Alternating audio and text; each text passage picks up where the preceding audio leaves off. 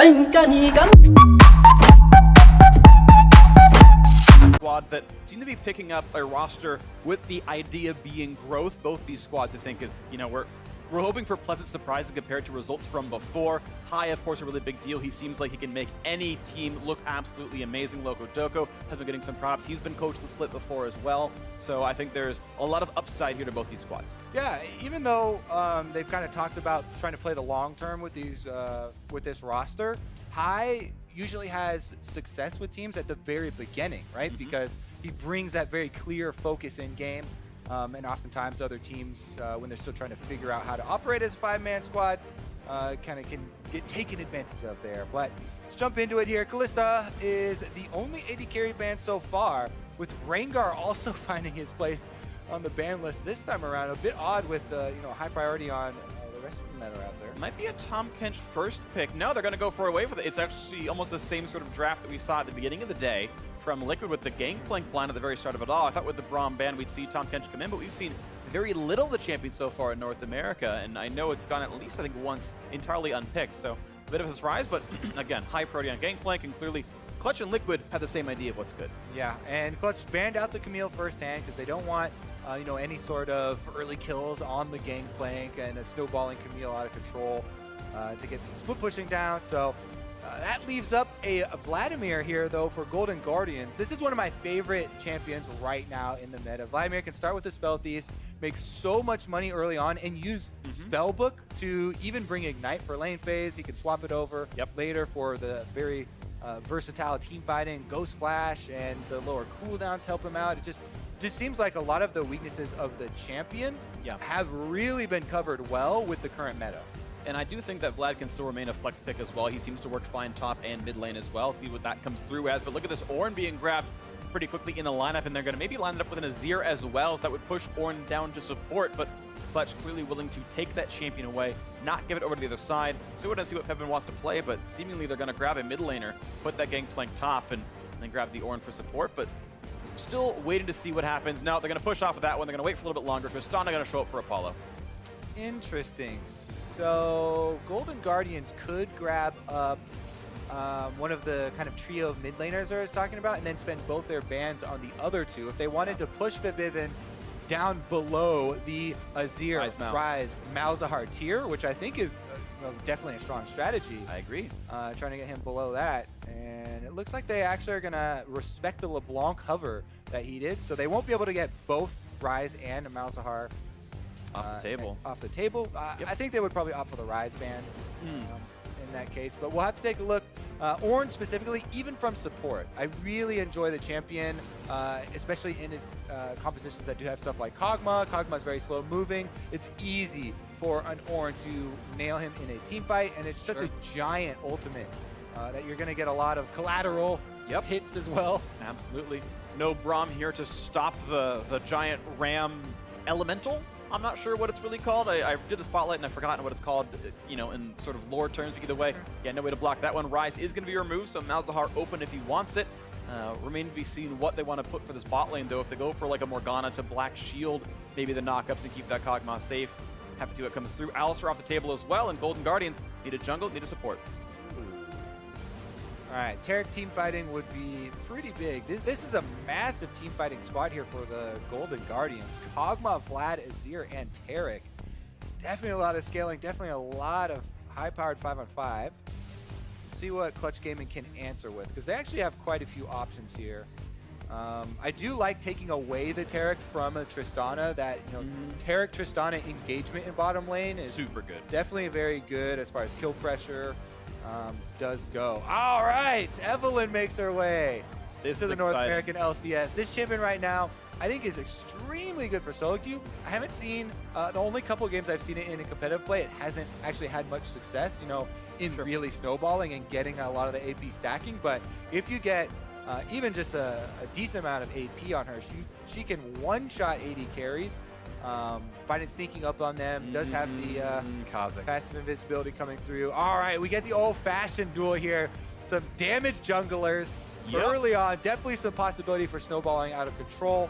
Both of these two are some of the most highly prized assassin junglers in the entire game right now. Actually, Probably the two. Yeah, I think they're probably the two biggest assassins for sure. And I do like this jungle metagame we're in right now because it feels like there is a lot of styles available. You've got the tank junglers out there. There's Adwani, the Gragas, Jarvan can go either way. And you've got the Kha'Zix and Evelynn and the high caliber assassins. So super exciting for me to see the different styles coming through. Clutch Gaming, Golden Guardians saying, yep, our junglers are some of our best players. Put them on the damage list. Let them go wild. Set them up to make big plays. And Lyra versus Contracts, I think, these are two of the best junglers in North America. It's going to be a very fun duel to watch. Definitely. I mean, Contracts and High have worked together before on the Academy team there for Cloud9. So a lot of people are expecting Contracts to kind of play around High, also just opening up High for roams and creating plays and stuff like that. But him being on Azir versus the Malzahar might not actually manifest that scenario. Yep. And we could see Lyra actually just trying to take it to him. Probably not early on, honestly, with the Evelynn. Yeah, you actually don't want to take it to him early on, so do the champion choices. Sure. Might have to change that one up a little bit. Well, we'll see what comes through. This is going to be a very fun one. Clutch Gaming versus Golden Guardians. Honestly, it's hard to know exactly what to expect from these squads, but of course they're going to be hopeful and doing their very best to improve and strive and crush some opponents throughout the season. We are ready to go into our third game of the season. And here we go into the game. First start with Golden Guardians wearing red. Clutch Gaming wearing blue as they leave their fountains. And let's see who can get that better start. Once again, a 6 stopwatch game. No one's really surprised here. It'll be a fun game all regardless. Sorry, 7 stopwatches. They're the thing covering Terex. I got close. You really do need to get in the habit, if you're playing League of Legends at pretty much any level right now, of checking everybody on the opponent team for stopwatches, because I've seen so many people go, oh, no, we messed up our dive because he had a stopwatch. Well, yeah, it's kind of expected nowadays, so keep that in mind. Yeah. Especially when you have champions like Vladimir. He can reset multiple times, especially with pool into stopwatch pool again. You know, he's got his ultimate heal coming in, pool, stopwatch, summoner spell reduction on the summer spells as well. So definitely a lot of frustrating things that can go around up there. It looks like both of them hovering on the top side, but might have Lyra getting assisted start with the Evelynn. Looks like it now as he makes his way down bottom for the pull. And even Contracts are on the Kha'Zix as well. Double bottom side starts for these two DPS-oriented junglers. I want to point out you were right about the Spell Thief start for Lorlo, by the way. Vladimir tends to be pretty strong into melee matchups for that kind of reason. Afraid to blows the mid lane. Evelynn versus High, going to be a fun one. A pretty hefty red buff leash for the Clutch Gaming duo as they make that not too difficult there for Lyra. And oh wait, I want to see if he cues the Raptors. Oh, he's actually going to cue the Raptors. Yeah, okay. You can also, if you don't want to cue them and you want to go over just to the blue side to the Wolves, you can just cue by them and damage all of them, and your Talisman will just heal you right back up as you're on the way because the life steal stays on. Nice trade right there. They get the stun and several auto attacks off. Of better trade out of the Golden Guardians duo. Apollo and Hako, of course, are a fixture from the previous year or so. They played together on Team Envy, and are actually statistically one of the very best laning duos in North America. Even if the team didn't do very well, they had some really impressive stats. Yeah. Matt, who of course didn't have a lot of stats to his name and definitely a rookie, not a lot to show for them, but we'll see how they can do against what is honestly one of the better laning duos in North America. Yeah, and honestly, Ornn into melee matchups has had a lot of success, able to get the Brittle off. Here goes Contracts. He wants the early duels with his Kha'Zix. Gonna look for the auto attacks, get the slows across. He's putting him right under the turret there. No help really coming in for Solo, but that is gonna force Lyra to recall away.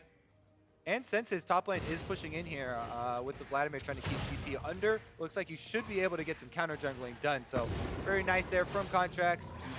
As we talked about with Kha'Zix against Evelynn. Evelynn wants to get up so her passive will give her the increased ability. She can start stalking people early on. Kha'Zix definitely has a lot of power, especially if catching an Evelynn isolated, and he might find him again. Ward was seen by Lyra.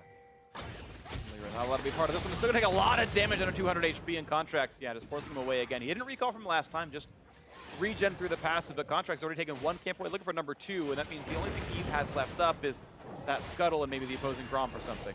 Yeah, you're always going to look for the cross-map jungle. That is only if it's permitted by your bottom lane, though. And currently right now, since Apollo and Hakuo, as you said, are doing so well in the lane, though they're pushing up with the Ornn and Tristana, it should allow Lyra to recover a bit and go for the enemy Gromp. Yep. And steal away that from Contracts. All right, so Scuttlecrab plus the Gromp, but an early recall still coming through for Contracts. He's on Green Smite and a control ward, so the vision ready to be given to his teammates.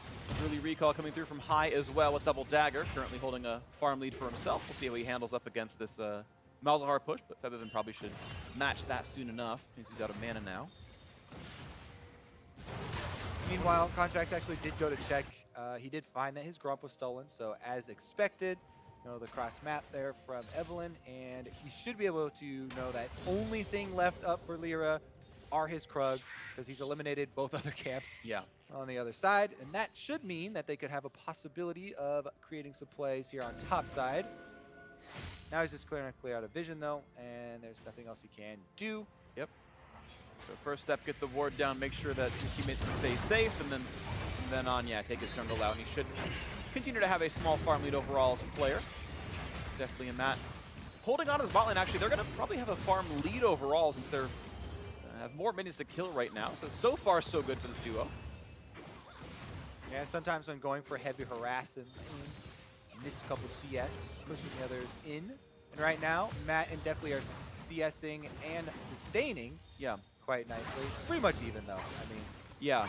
There's a really minor thing I'm a little surprised about is that Apollo went potions and not refillable, considering he's already brought Biscuit, so he's got sustain to go with anyway, and it's not the most aggressive duo he's against, but maybe he wants to be able to trade his health bar for some CS, but hasn't happened yet so far, so it's a slight nerf to his overall gold because rebuy potions later on in the game. Super minor, obviously, but just surprised regardless. More damage towards Febiven, who did, he matched recall and didn't get nearly as many items, or at least nearly as impressive as items, so just a Sapphire Crystal in it. Not impressed by Sapphire Crystals, Freak? No, not at all. But it's so much mana! Great! I need that! I know! Thanks, buddy! It was perfect! Oh, what a setup! He knocks it down. Kobe with the slam dunk alley-oop. All right, well, Contracts, taking with a second Gromp here. And he's going to continue to have his farm lead over Lyra. As you mentioned, yes, the early jungle matchup is Kha'Zix's favored. And Contracts playing into that very nicely. But Lyra will hope to feel safe in taking these wolves, but shouldn't. Both of them know the respawn for this, though, because Contracts was the one to take it, and Lyra saw him do it. Contract's actually not going in for it, and he's thinking that Lyra will come over to the Gromp. I think he wanted Lyra to face check him, because then you have an extra mobility, since Lyra can only flash away, you can flash and hop. Yep. But not going to be the case. Lyra sticking on his red, trying to secure that one as soon as possible. That means Lyra was actually completely correct in what Contract was going to do. Contract's actually, I guess, losing the mind game in this result, and ends up losing 15 seconds. Can't blame him for trying, but props to Lyra for shying away from that camp now, and as you mentioned, onto the red buff now should feel pretty safe. Is a nice little freeze built by Hakuo, waiting for his teammate to get back in the lane, and it looks like actually, finally, no one's really stopping him from building this freeze, so it's just going to be a lane in a bad spot right now for the Golden Guardians duo. Yeah, some damage Hakuo, but he doesn't care. This is actually a nice spot now for the Clutch Gaming duo. Oh, they're not actually going to freeze extra. They're just going to shove out. Okay. They could deny more farm when they could have done that. Well, it looks like Deathly is going to be able to get back to the lane in time for it, so won't miss out. Yeah. No, it's a cannon wave, and cannon waves they're just slow to push, so that's why I'm partially I'm a little surprised they didn't freeze, because you just can't shove that in time to deny much, but they would rather have openings elsewhere. Look at this roam, though, from Apollo. It looks like he was making a move towards mid. Now he's invading to get the vision down for his jungler and trying to assist Lyra here. Oh, nice. Getting back some control. Clears out the control ward himself. Leashes for his jungler. What a great AD carry. Wow, yeah, I would have frozen that wave to deny like 7 CS. He gets a blue buff steal. Apollo's better than League of Legends. Let it be known. Hakuo gets the blue for that one. A nice play out of Clutch. And the big NV trio, the duo lane of the bot lane plus Lyra set up that blue steal, and Febiven slots right in and grabs it. All right. Meanwhile, top side, farming going pretty well for both of these two. Lorlo is keeping Solo pushed under the turret there with the Vladimir. Constant pressure, though. Looking for the play on the high. He does have ulti available. Flashes for it. And here's Lyra looking for the rest of that. The charm is going to land. Look at the burst damage. No way out. The 1-2 duo comes in. First blood for Clutch Gaming. Evelyn plus Malzahar is so dirty to watch. As soon as you get in range of a flash ultimate and the charm goes up over your head, you know you're in for about 4 or 5 seconds worth of CC, because there's no way you can dodge the charm proccing ability from Evelyn, since Forbidden's going to have him suppressed. He also does something here where he pre-casts the Voidlings. That's a signal he's coming to flash for you. So I say, if I had seen that, which I don't think he did since he had already turned the corner, but if you see something like that, you can predict the flash from the enemy and preemptively flash it. That would be the only way you're getting out of it. But again, I think he was in Fog of War, so didn't even probably see that. Yeah, and it can oftentimes feel really silly when you flash at nothing and you're like, he wasn't in range. Yeah. So unlucky there, but that's the way life goes. First Blood comes through, and now Contract's back in his own jungle, still feeling pretty safe, but no longer with that farm lead over Lyra, who's gotten a bit more time to do what he wants now. 1,100 gold lead feels nice, and that's actually more gold than the First Blood was worth, so farm leads across. Some of that's going to be just Solo having Kleptomancy, of course, and being Gangplank, so not a lot to look at just yet. Small farm lead for Lorlo feels pretty good. I think Solo definitely is, on paper, the weak point of Clutch. I think Lorlo is not a player who would generally punish that right now, but also just having the faith in Solo to give him a Gangplank blind, even as a relatively inexperienced top laner. You know, it's going to feel good for him, and so far he's holding up in the matchup. Yeah, I mean, I have seen plenty of Gangplanks just go straight even with Vladimir's. This Vladimir has double control wards, and he also had a Kha'Zix invading the jungle on his side. So there were more things for Solo to have to worry about than just a Vladimir that he's laying in against. Yep. Kha'Zix was spending an inordinate amount of time over on that top side. Right. This is one of those games where stats will lie. You're like, wow, Solo, minus 20 CSD at 10. It's like, yeah, have you seen the control wards and jungle matchup? No, the stats didn't say that. Okay, well, that's part of why he's behind. So, yeah, you can definitely give him a bit of a pass. You know, Solo close one on your screen right there. There's Apollo taking a drink of water. Have not yet heard the reason for the pause, but clearly something important enough to delay the game. We'll get that pretty shortly here. And again, still a pretty close game right here in this one. A 700 gold lead for the team wearing the red jerseys. See what comes through is, early recalls have come in.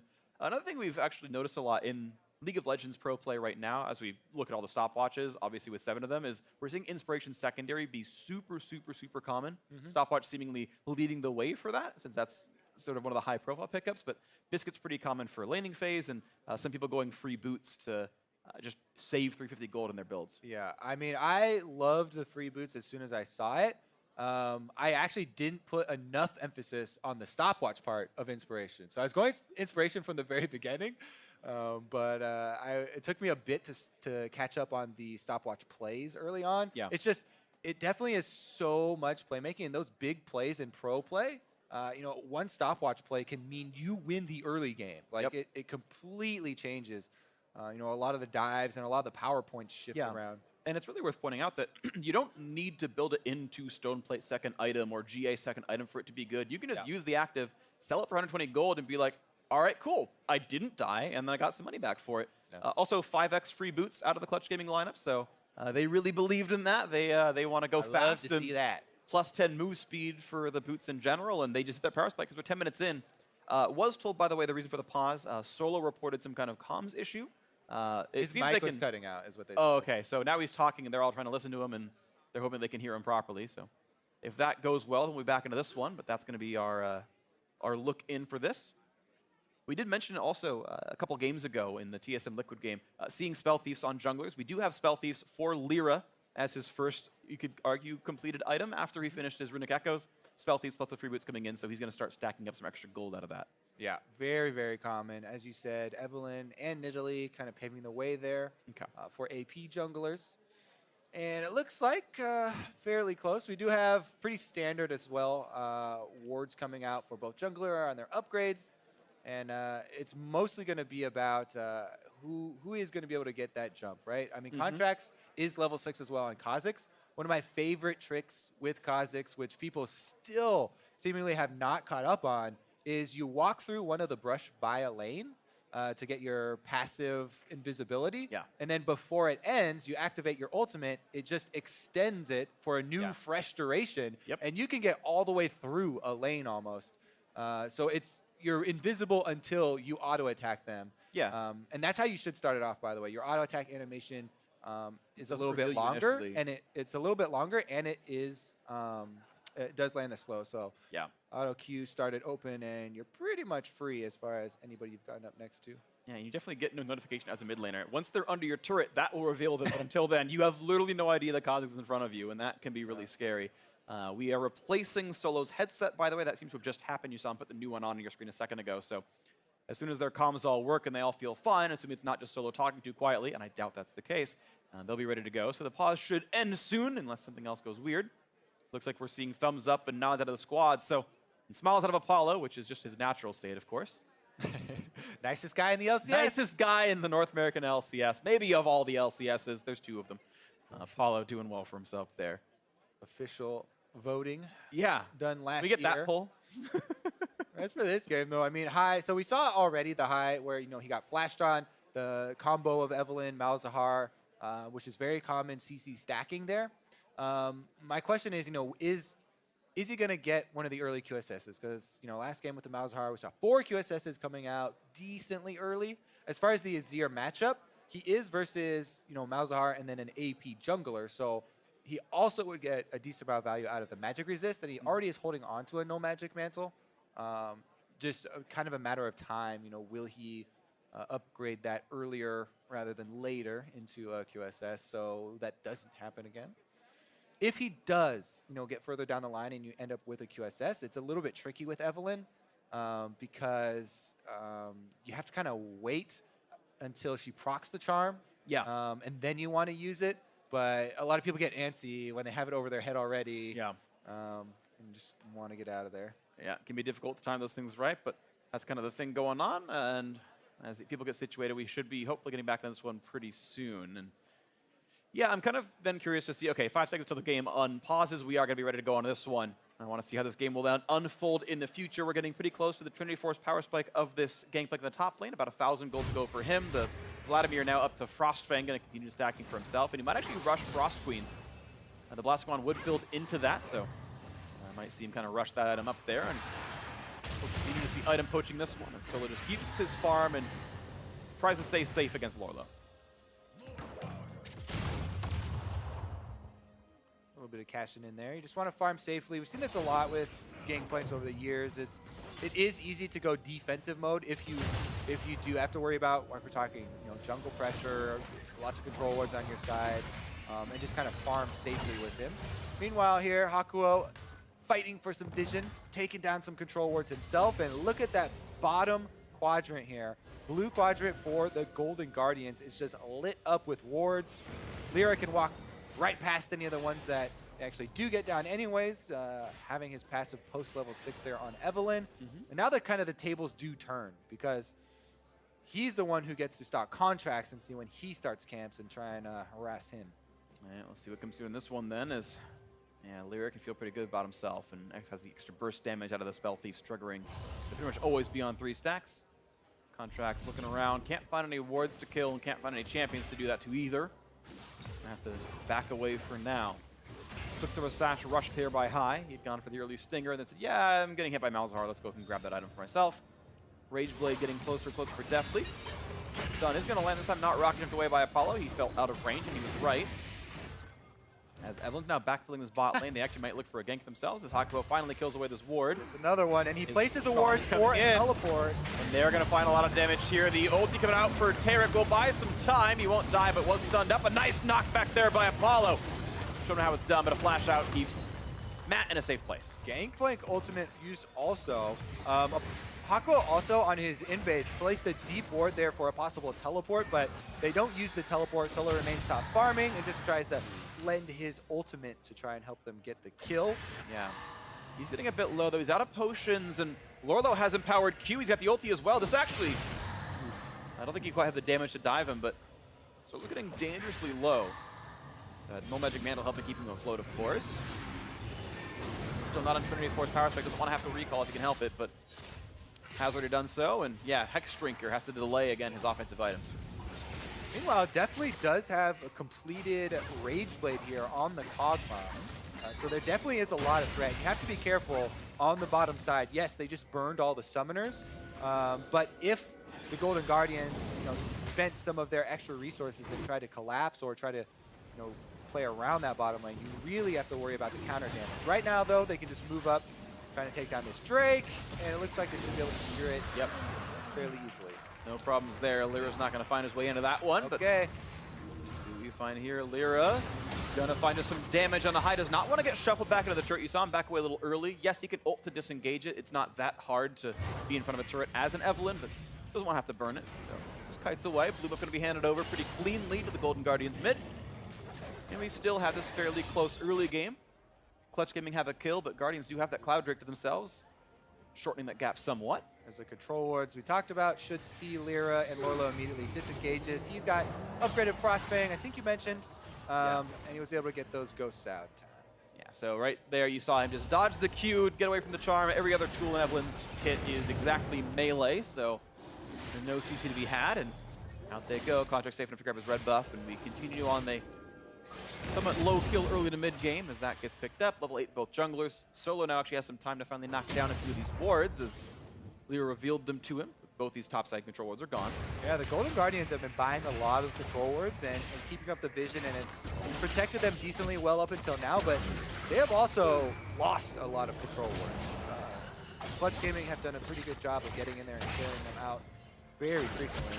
Now, the Rift Herald can do a little bit of damage to Evelynn. She's not, you know, one of the best at taking it, but once she gets back into her passive, she can heal right back up to half anyway. And you can kind of just cruise around the map. So as long as they don't see him, then it should be just fine. And just pick that one up. Not a problem. All right, so neutral objectives traded over the course of the game then with the Guardians Drake, and this now Rift Herald picked up for Lyra. I don't know if many of these turrets have a lot of pressure on them. It might be hard to actually get a turret kill out of the Rift Herald, but it will at least do some damage. Blue buff handed over, but not a problem to grab that. Easy leashing to be said. And all these lanes pretty close aside from topside actually. It's a lot being gained. Lorlo now up solid 20 and change plus stacking Frost Queens. That's kind of the one big lead so far in this game outside of that kill from earlier.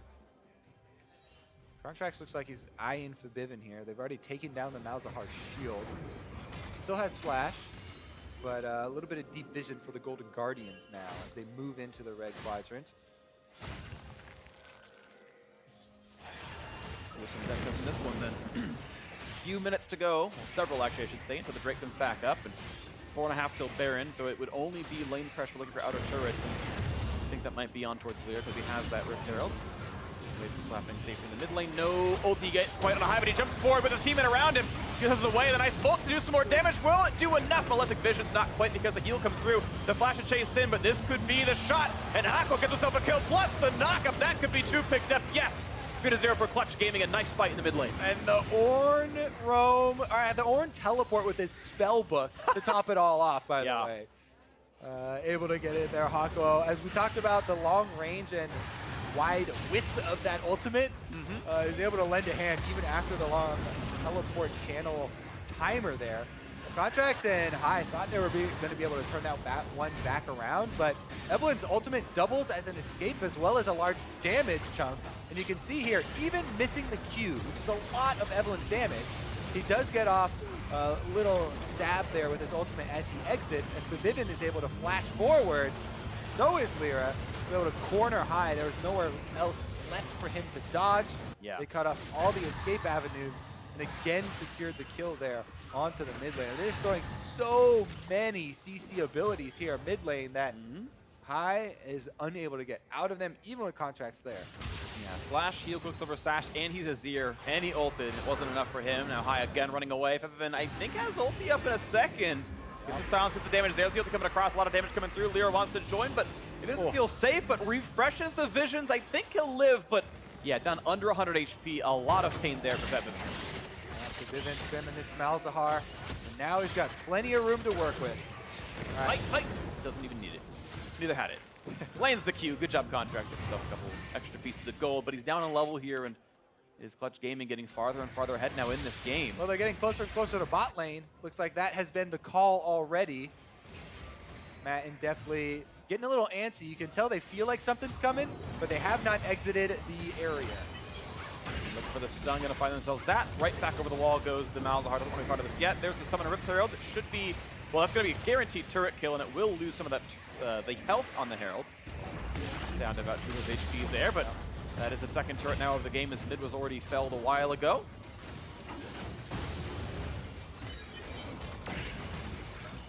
Yeah, she's going to lose her life for that one, but sorry, Shelly. Well worth it. Yeah. Another outer down, and they didn't have to risk anything, you know, diving and teleports coming in with everybody moving around. Could have lost a life there. True, yeah, that was a chance to kill. Febiven actually rushing max CDR. He got the cooldown boots early on, plus already up to Frost Queen playing. So 40 CDR in items, has ultis up super frequently. And with the spell book like the way it is, he's going to have Flash and Go super frequently, and he's constantly going to be able to look for these picks, and he will be a menace so far in this game. Lyra has been pretty much in step with him, looking for the 1-2 punch, following up after the ulti. Getting pretty close in some of it. Guardians still looking for their way into this game, and I think it would have to come through Lorlo in this top side. He's got a lot of gold, and he's doing pretty well in this laning phase. Also a lot of farm on their Kog'Maw as well, so those are the two big breadwinners, but there's kind of a lot of ground to make up with how well Clutch has played this early mid game off the kills. Yeah, I mean, the tower advantage is really taking a toll too, because at first Clutch Gaming was only targeting mid lane, and they were only keeping high back and keeping pressure on him with the Evelynn and Malzahar ultimate combination. But now, after mid turrets down, bottom turrets down, and the Drake has been taken up, it makes it very difficult for Golden Guardians to mount plays, because you can see all the extra vision for Clutch Gaming, as well as the extra room for Evelynn to roam around the map without these turrets. Means that pretty much everybody has to worry about those CC combos. Absolutely the case there. So, keep your eyes peeled and watch out for the crowd control right now. Lorlo still just getting the hard farm, and he's doing okay. And the CS difference is staying at plus or minus 20, so it's not like Solo's getting farther and farther behind. He's just now going equally. He's got enough MR to not be pushed around. 30 CDR on him, thanks to his Malva Morty's being done. And yeah, it's enough defense to not have to worry about Vlad too much. High still farming. But he's starting to get farther behind, if other than with the death of the turrets and the farm being a bit different. Now the lane swap, Clutch Gaming putting their duo, the Demolitionist and Tristana, looking to knock down this top lane outer. Turret does look a bit worse for the wear. Yeah, down to about 1/3 HP. This could be 3-0 in turrets before too long. We'll see if the defense comes in time. You can see he's really cheating up. He wants to knock this down. Definitely shows up and says, get away from my structures. Yeah, I think they actually want him to stay as close as possible, because Contracts and Matt are here.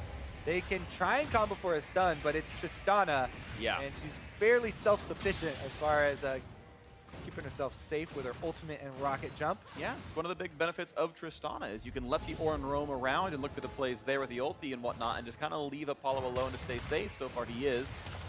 Hasn't been under any threat. Occasionally got down in CS against Deftly, but he's tied that back up now already. Looks like we're going to have 4 members roaming. Solo could join with a teleport, but probably just send over the Gangplank ultimate, and the turret's going to be dead. Yeah, it's going to be a lot of damage on this one. Oh, teleport comes in from Vlad. All right, here comes the big play. Will this be the fight? Forcing the flash for Loa. Lyra now a bit isolated. Contracts looking for the play, but can't reach him. Pops the ult. But here comes Aqua to make his life difficult. Knock up there, and it's going to be Lorlo forced to Vlad, fooled by a little bit of time. And he's going to stay safe with his teammate now on the backside. Re-engage comes across. No kills just yet. Now onto the blue buff, but it actually resets and heals right back up, so that's not even going to die for a while.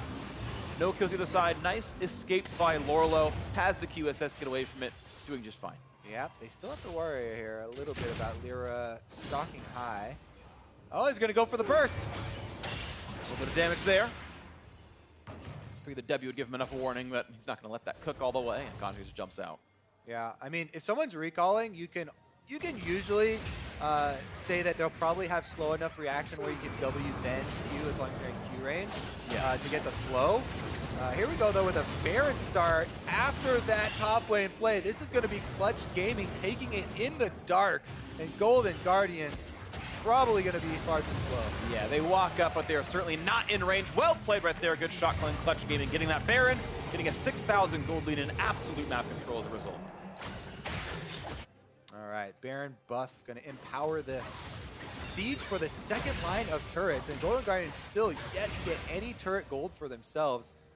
And just going to be more space opened up for Lyra to roam around, the Gangplank ultimate to come through. Haku is actually swapped off of teleport, so they don't have the exhaust teleport from his support, but he does have exhaust, and that just makes Kha'Zix's life terrible. Yeah, oh yeah, can't assassinate.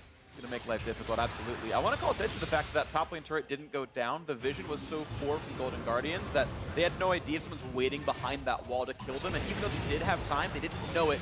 Couldn't go for the turret damage there. Bit of damage on towards Hakuho. Support Ornn, not the tankiest champion, obviously. Has to jump away, but really no foul there and no deaths. Now onto the bot side, still getting a bit of free time down here, thanks to the Baron buff. He's gonna feel pretty good, can shoot some barrels, blow up some minions, but now looking for the play onto the mid side. High has his teammates coming around behind him, but they have not yet found inroads in this game. Oh, pings are going in. It looks like they want to collapse here, and High is the one most extended. For the ulti, a big ult coming in for the Terror, keeps them invulnerable, will do so no damage yet, but the charm could mean the death still comes across, and Matt knocked up into the air, will go down. A nice kill picked up, better than getting the credit. 3-0-1 on him.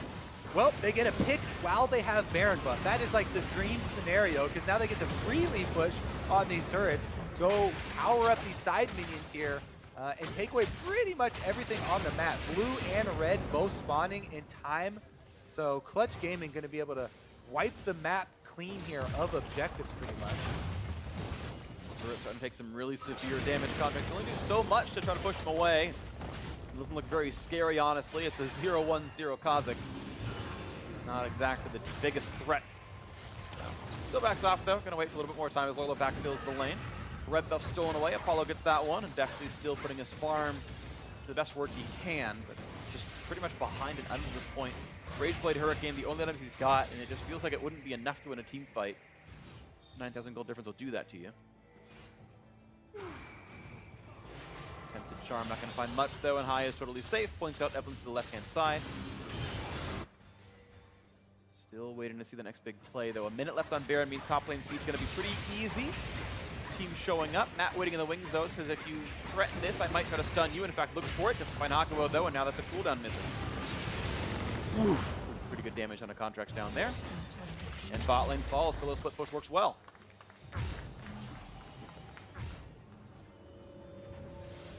Well, the game's slipping away slowly but surely. Golden Guardians down almost 10,000. This is a significant lead or deficit based on your point of view right here, but Clutch Gaming. It's a pretty steep slope. Yeah, it's slipping away on. Yeah, this is like a 90-10 game. You're going to play odds with it right now, and now this mountain break can be grabbed up pretty easily means the next attempt at Baron going to be even easier for Clutch. Yeah, it would have to look like a very, very well-timed Taric ultimate plus a Zero ultimate to get kind of a multi-kill here for Golden Guardians if they wanted to turn this around. You know, those things are definitely possible, but it would be very difficult to actually set up and be able to get both of those things and the timing done well. Keep in mind, there's no reliable hard engage for Golden Guardians. It would almost have to be a blunder for Clutch to overextend into it, since you've got a Taric Flash E, which just not that reliable, not that many targets. It's not like he's got the Ornn or even the Flash Mouse R is almost more reliable than anything else in the roster. So difficulties abound for Golden Guardians on the back foot, kind of stuck in their base now, bleeding more and more objectives. Only one tier 2 turret left. Looks like that's going to be in the top lane, and Solo on the gangplank walking up toward that. To his credit, again, has stayed safe in lane. He's ulted into every fight there's been. He's actually got perfect kill participation, just pressing R when the engages come across and helping make sure that the kills do indeed happen. Doing his job pretty well, as he was not the target of attack in almost any of these cases. Follow with the red buff, just... Yeah, shunking these turrets and Warlock the same. Look at that damage up, but their turret's gone. All right, well, the defenses continue to crumble here. The Vivin just threatening the ultimate here on Malzahar as well, while Solo slowly moves in on the top side. That should be another turret, and they're just falling over very quickly. Another turret's gonna fall like dominoes. They go down 1, 2, 3, 4, 5, 6, 7 in a row. Clutch Gaming. Aside from that, one pesky Cloud Drake that Contracts took a while ago with the duo. An almost perfect game, either as a win or a loss on one of these sides, and that is a very good or very bad way to go based on which team you're rooting for here. And here we go, more pressure on that turret, but the chance for rotation is coming in, so Apollo will back off for now.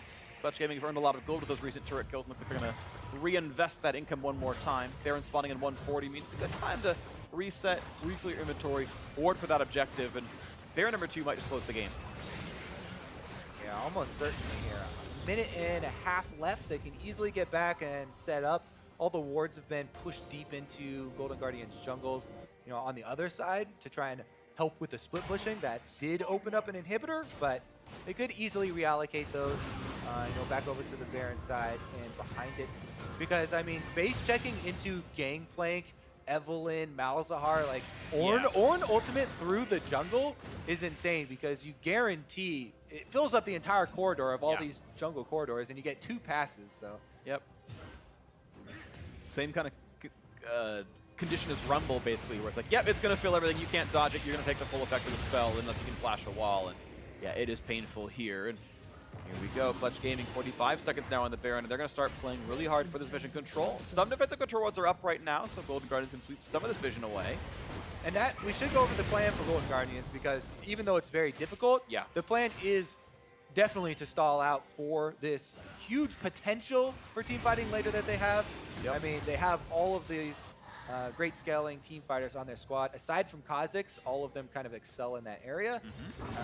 And they're just trying to stall it out to even up the gold differential here and the extra items. A lot of QSS, a lot of money has been also spent in QSSs. So not only is there this big gold difference, but also because of Malzahar, they had to buy a bunch of those, so they have less damage on their side. Yeah, delaying the Blade of the Rune King, that definitely would be picking up off that. About or Wit's End, either one, they built out the same pieces. Yeah, it's a power spike you would like to have because you might need that to help kill the Gangplank or the Evelynn or something right now. High keeping his passive charge, I do believe, if a push comes through. Nice attempt to smite, but Apollo, I think, actually got the last hit. So Contract actually slightly mistiming that. Gets a slow jumps away. He's afraid of what could happen here as Lyra puts a ward down, and the team says, you know, we feel pretty good about this. Let's knock some wards down. And they're going to trade control. Another ward comes in, and now Clutch Gaming owns that rush. Lyra at half, but will regen pretty soon with the passage, about 2/3, 3/4, depending on his AP. Still has the stopwatch available.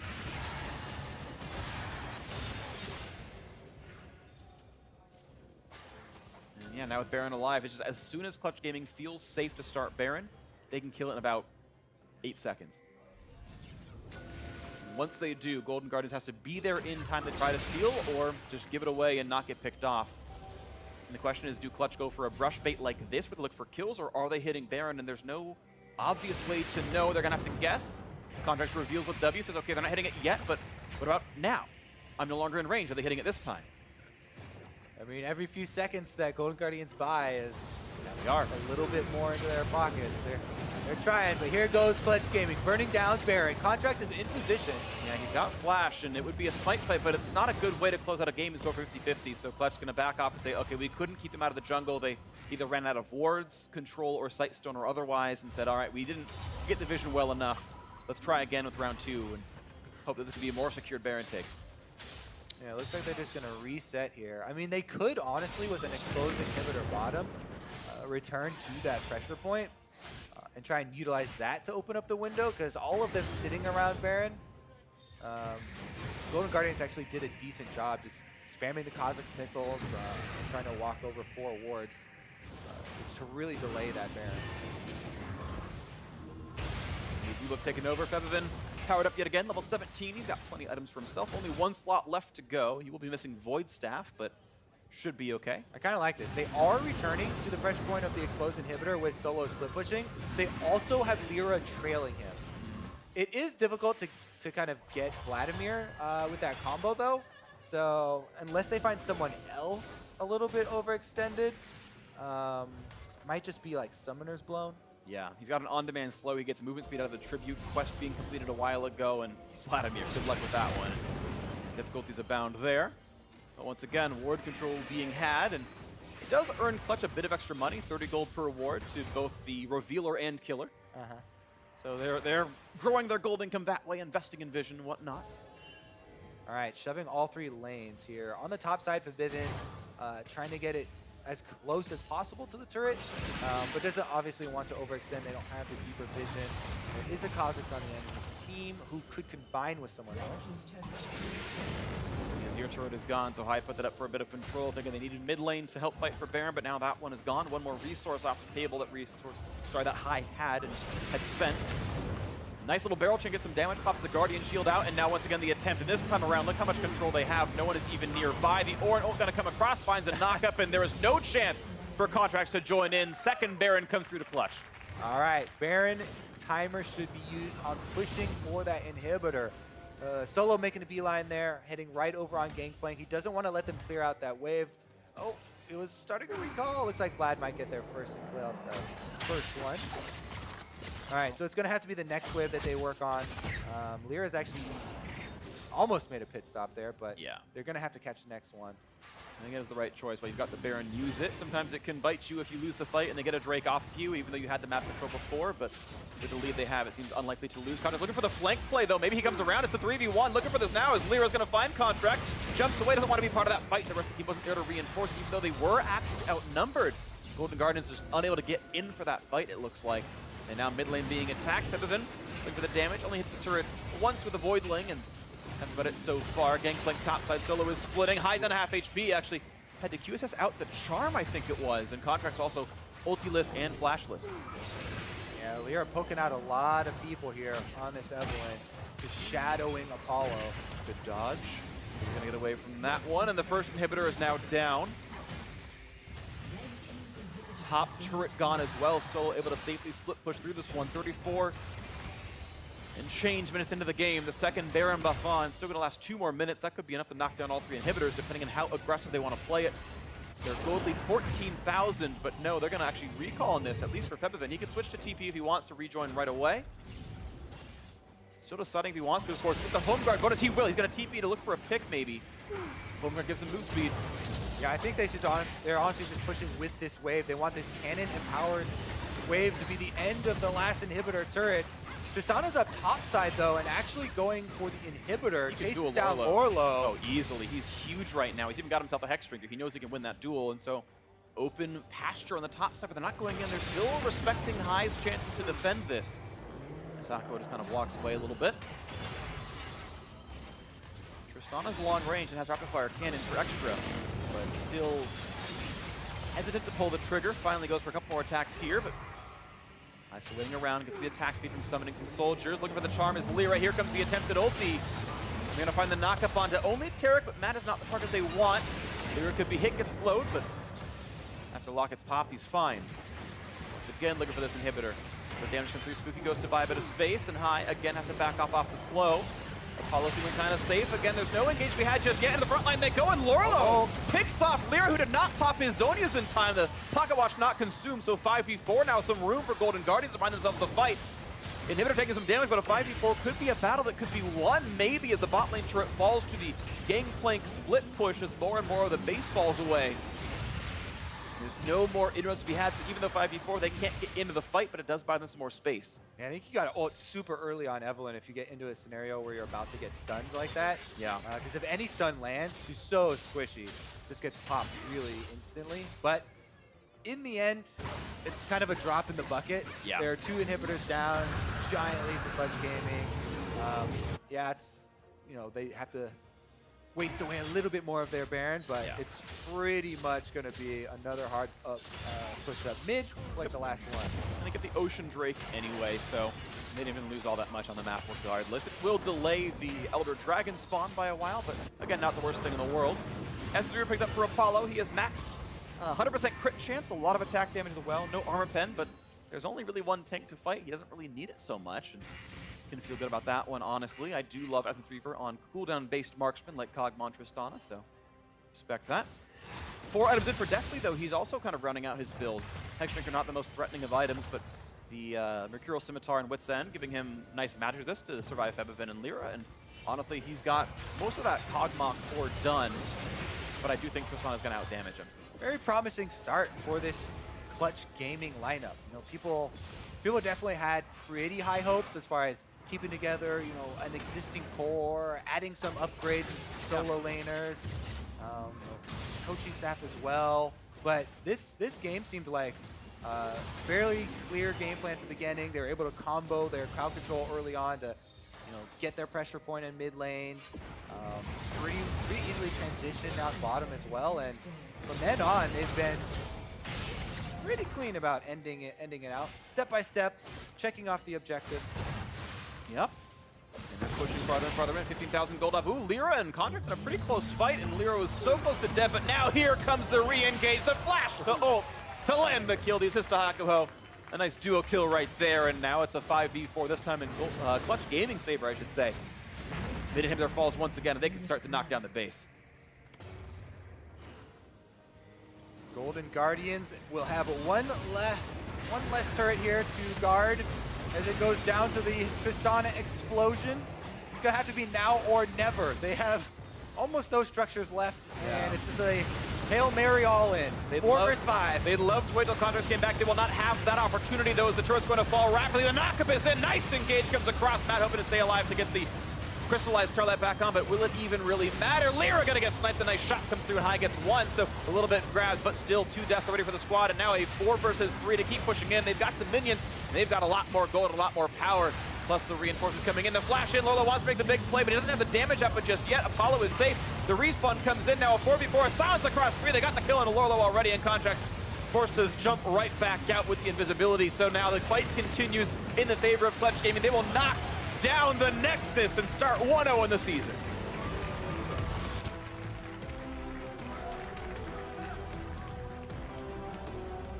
Congratulations to Clutch Gaming. Definitely a one-sided victory there for the longest time. You know, not even a turret taken for the Golden Guardians. They did have a lot of scaling, but not able to get anywhere close to it. No, they only gave up 2 deaths total and a single Drake this game. They stymied almost anything that Golden Guardians wanted to do. We'll give commiseration to Deathly, who at least remained deathless so far this game, and as far as damage was concerned, actually looked okay, but honestly, a ton of damage coming out of Solo's Gangplank here, a lot of Apollo's Tristana as well, and just clearly, at least today, a better team, Clutch Gaming.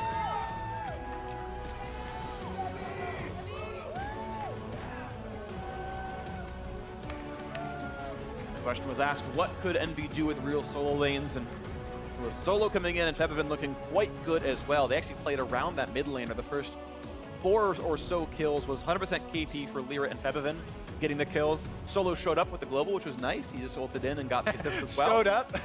As best he can, right? I mean, there's only so much you're going to do as Gangplank from that, but, you know, he was at least part of that and helped, you know, add some damage. That's how you want to play when you're Gangplank, right? That's the best feeling. When all you have to do is shoot your guns off in the air and you start getting assists all around the map, 100% kill participation, as you said. For the early game, That's exactly how you want it to go. Yep, and he did the most damage in the team, so hey, well played. So Clutch Gaming, off to a 1-0 start, and this is, to be fair, a 1-0 that many expected. Golden Guardians, I think not many are expecting to do much very early on in the game. That's sort of a growth-oriented team. It looks like there's not a lot of star power, at least on paper. Maybe they will surprise later on, but Clutch Gaming picking up what's probably an expected win, but doing it convincingly, which is not always the case. Yeah, definitely, you know, congratulations to them. Golden Guardians, as you said, they wanted to build more. People maybe were hoping for, if something, they were going to show something, it was going to be through like superior coordination or like some crazy calls or like some early game, you know, Contracts High trying to snowball. But this one was definitely not that, and maybe we'll see something different later in the weekend. Yeah, Contracts played his lane or his early jungle well, but yeah, couldn't turn it into a win. So now for more on that win, let's send it down to Olivie and the Clutch Gaming bot laner. I got her name wrong. Thank you guys so much. I am here with Apollo, 80 carry for Clutch Gaming. Congratulations on the win. You guys had, it looked like you guys were in complete control of that game. Did today's game turn out the way you thought it would? I didn't think it was going to go that smoothly, because I think during practice, it was like a lot more rough, a lot of throws. But yeah, I mean, this is kind of the game that we wanted to play out, and that's how we did it. Wonderful. Well, you played with Lyra and Hakuho last year on Envy, and you're playing with them again on Clutch Gaming. What encouraged you guys to stay together? I think the fact that we started to play well, like obviously spring was pretty bad, and then we started to improve ourselves during summer, and I think they're just really good players, and I really wanted to play with them again, and I'm glad like this was good. You know, the team ended up being good. And how are... Let the cheer come in. How are Solo... I think it's for someone else. There's people behind you, but you're on stage right now. People should be applauding you. That's for you. I want to ask, how are Solo and Febvin fitting in with you guys?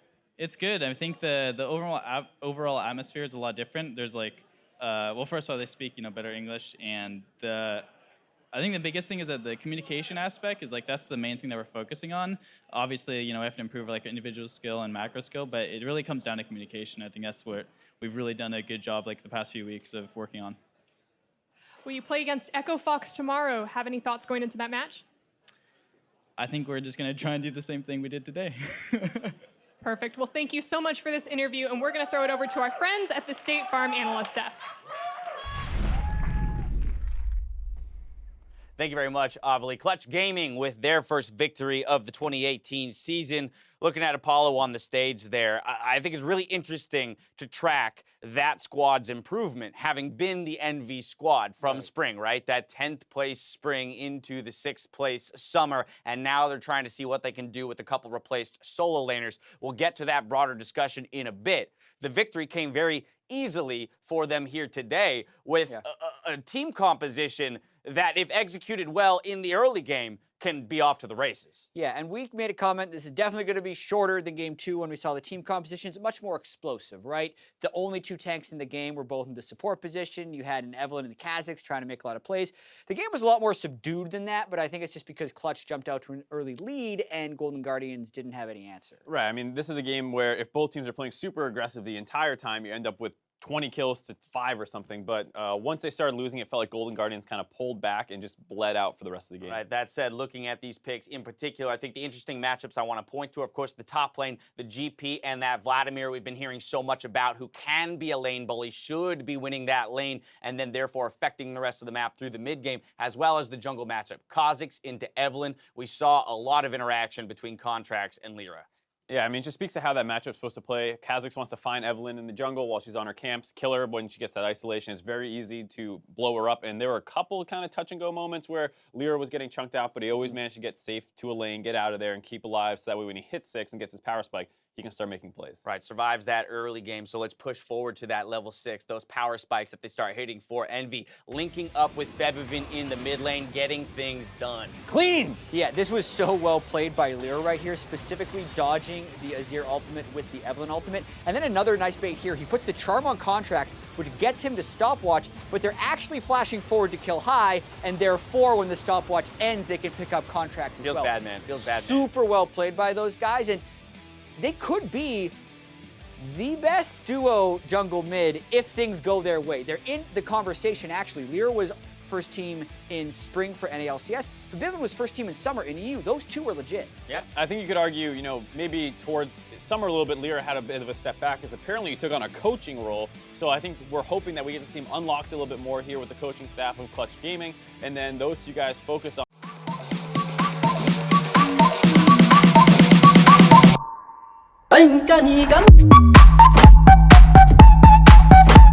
squads that seem to be picking up a roster with the idea being growth. Both these squads, I think, is, you know, we're hoping for pleasant surprises compared to results from before. High, of course, a really big deal. He seems like he can make any team look absolutely amazing. Loco Doko has been getting some props. He's been coached the split before as well. So I think there's a lot of upside here to both these squads. Yeah, even though they've kind of talked about trying to play the long term with these with this roster, High usually has success with teams at the very beginning, right? Because he brings that very clear focus in game. And oftentimes other teams, when they're still trying to figure out how to operate as a 5-man squad, kind of can get taken advantage of there. But let's jump into it here. Kalista is the only AD carry ban so far, with Rengar also finding his place on the ban list this time around. A bit odd with you know, high priority on the rest of them that are out there. Might be a Tom Kench first pick. No, they're going to go for a wave with it. It's actually almost the same sort of draft that we saw at the beginning of the day from Liquid with the Gangplank blind at the very start of it all. I thought with the Braum ban we'd see Tom Kench come in, but we've seen very little of the champion so far in North America, and I know it's gone at least, I think, once entirely unpicked, so a bit of a surprise, but again, high priority on Gangplank, and clearly Clutch and Liquid have the same idea of what's good. Yeah, and Clutch banned out the Camille firsthand because they don't want you know, any sort of early kills on the Gangplank and a snowballing Camille out of control to get some split pushing down.